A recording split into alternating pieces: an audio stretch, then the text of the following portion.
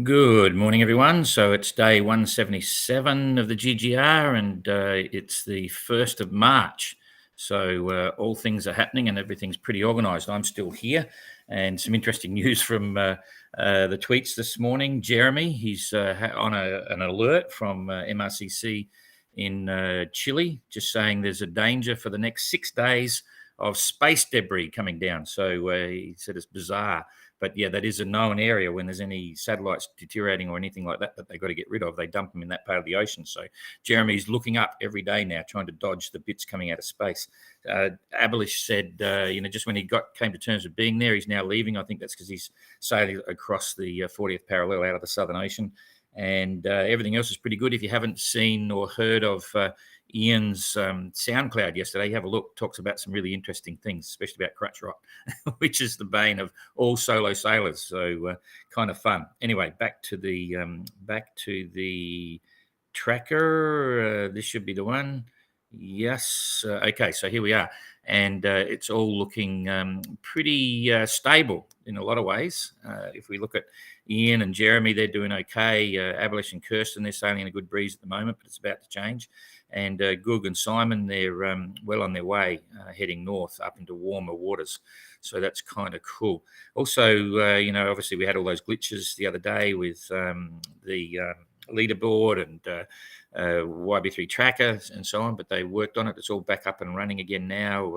Every now and then you do get the glitches, but the statistics are pretty reasonable. They look reasonable this morning. So Kirsten's got 5,283 nautical miles to go to the finish, and Abhilash has got 5,664. So by that sort of stat, he's about 400 miles behind Kirsten, and Goog's got 6,640. So about 1,000 miles behind Abhilash, and Ian Herbert Jones got 9,355 to go, and that's about it. Daily runs 157, 155 for Abhilash, so they're pretty similar with Kirsten.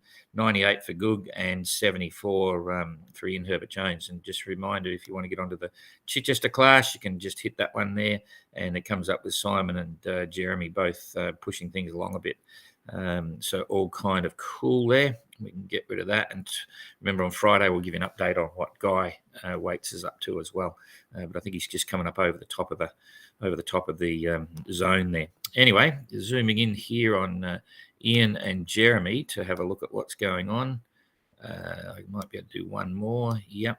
So pretty much a mixed bag all over the place, but Jeremy's been doing okay. He's 4.6 knots, hanging in with favourable sailing breezes, but he might be catching up with this no wind zone behind him. And Ian Herbert Jones doing 4 knots.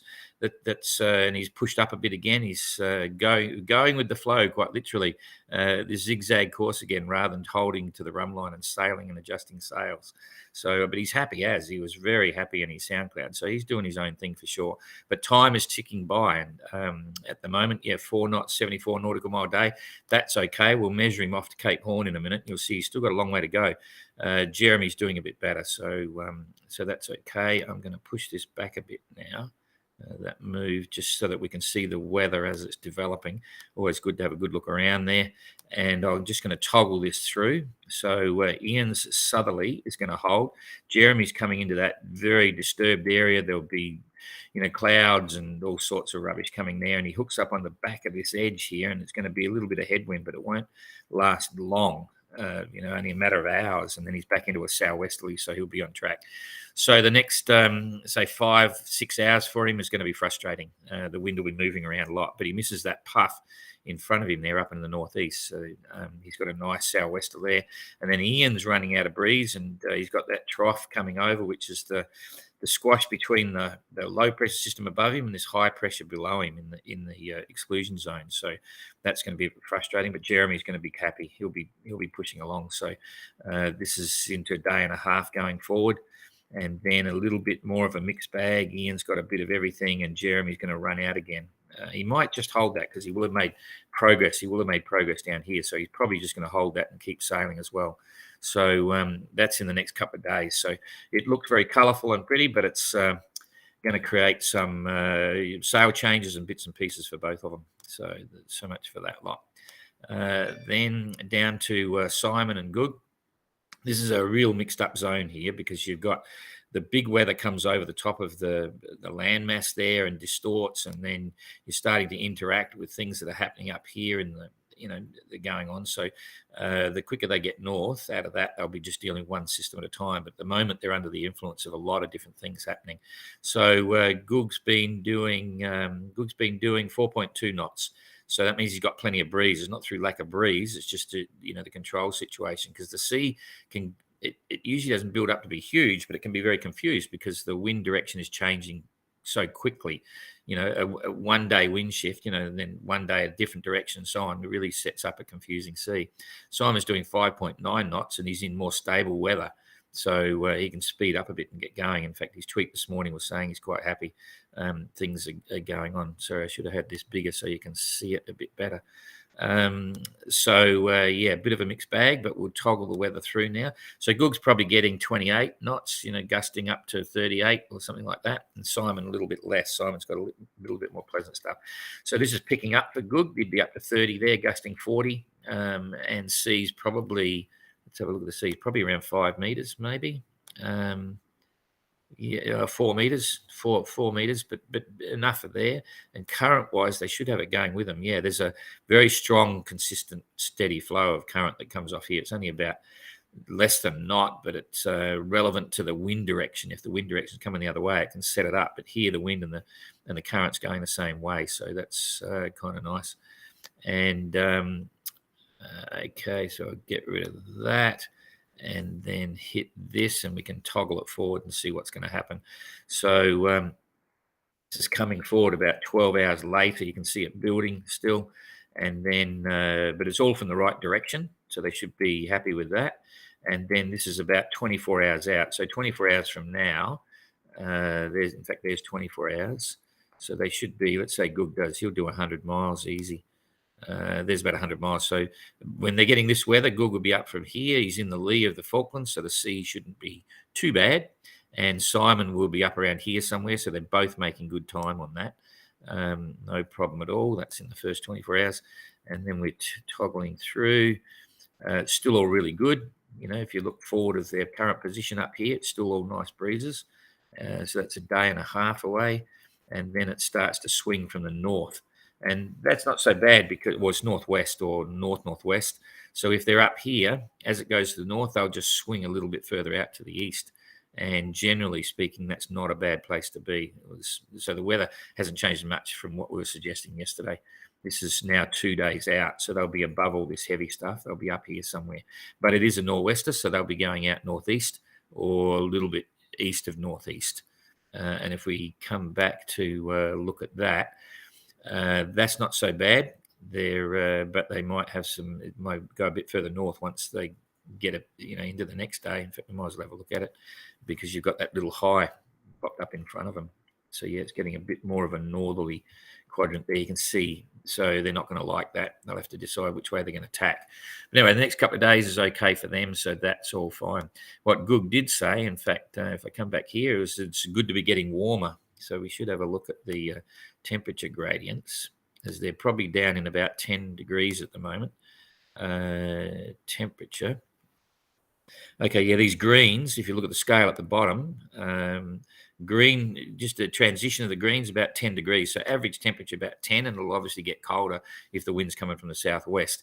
But it's 10. But if you look up at Abhilash and Kirsten, they're into the 20s already. So 1,000 miles ahead, a week later, they're starting to get warm now. So as Kirsten said, the clothes will be flying out the companionway and everything's drying out. Abhilash mentioned that yesterday, I think it was in his tweet, that, jeepers, things are drying out. So that's part of what happened. This is the 40th parallel here. So that's the definition, for roaring 40s and so on. They're going to get a lot more unstable weather, but not as big a winds as you get down in this part of the world. So Simon and Goog have got to deal with that, but at least it's going to get warmer. So that's enough of that one. And we come back to the wind, and then we'll talk about Kirsten and Abhilash and see what's going on here. I had a message from one of our followers today. So please stop saying about Abhilash catching up to Kirsten. It's too depressing, which is quite interesting. And I had to explain to her, I said, look, my role is to give you my opinions of what's going on without favour to anyone. Some people think I favour Kirsten and say, yeah, come on, Kirsten. Or others are thinking that I don't support Abhilash. And those that, others that Kirsten people say, you're supporting Abhilash and blah, blah, blah. But then again, there's Goog and there's Simon and all the rest of it. So I don't favour anyone. I just tell the story as it is. And this is a developing one for sure, because everyone's interested in this lead group with what's going to happen. And you can see now they're both enjoying some great sailing.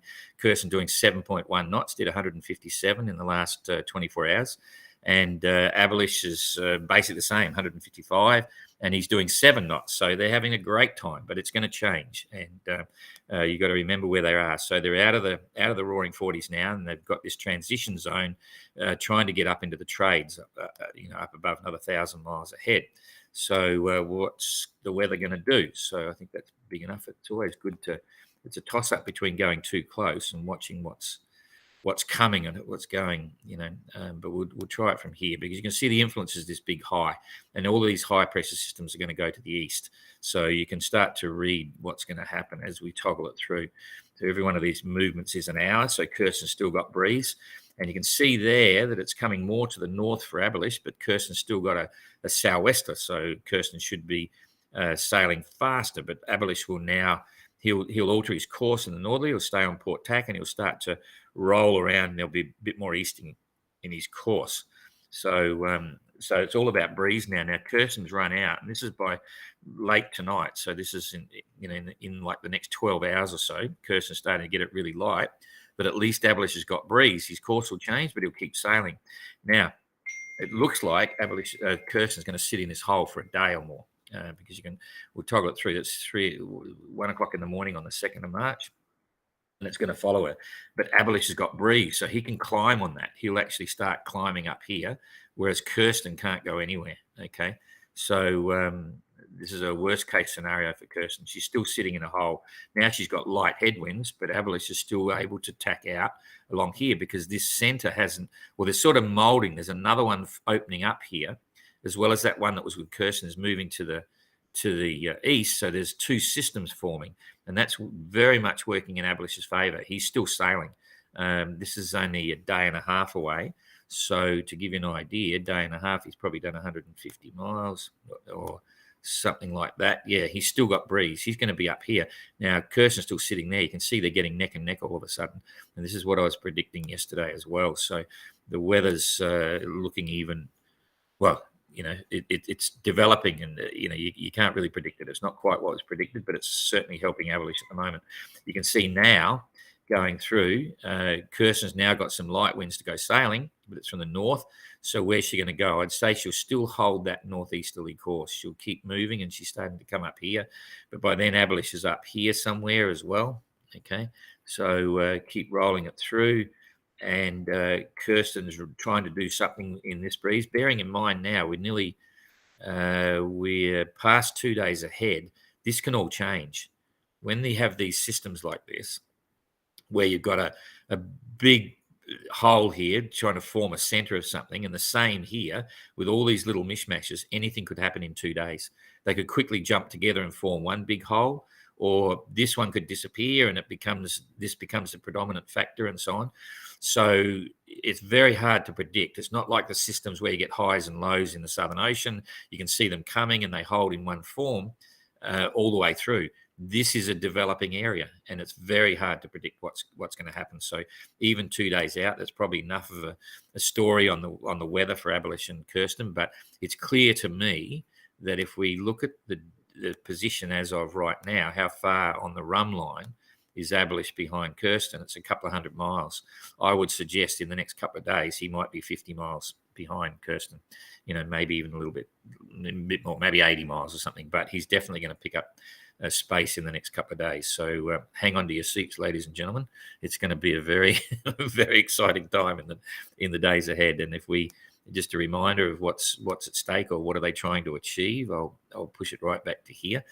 This is not what you call solid trade winds. These trades here, the southeasterly trades, develop on the strength of the high that comes across here, and there is no distinct high.